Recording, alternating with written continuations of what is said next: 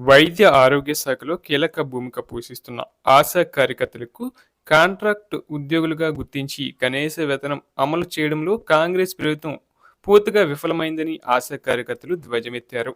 జిల్లా వ్యాప్తంగా ఉన్న ఆశా కార్యకర్తలు సోమవారం జిల్లా కేంద్రమైన సూర్యాపేటలో భారీ ర్యాలీ నిర్వహించి కొత్త బస్టాండ్ వద్ద రాస్తారోకో చేపట్టారు.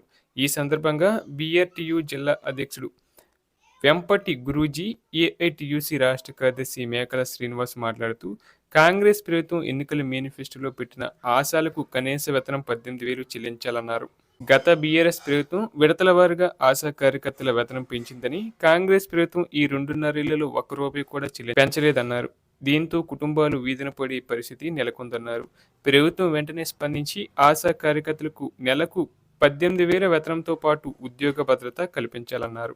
మట్టి ఖర్చులకు 50,000 అందించి ఏఎన్సీ టార్గెట్లు ఎత్తివేయాలని, జాబ్ చార్ట్లో లేని పనులు చెప్పవద్దని, పెండింగ్ వేతనాలు చెల్లించాలని, హెల్త్ కార్డు, పెన్షన్, ఇన్సూరెన్స్ సౌకర్యం కల్పించి ప్రసూతి సెలవులు మంజూరు చేయాలన్నారు.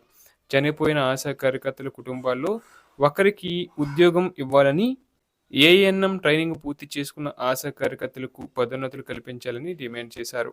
లేని పక్షంలో సమ్మెను మరింత ఉధృతం చేస్తామని హెచ్చరించారు.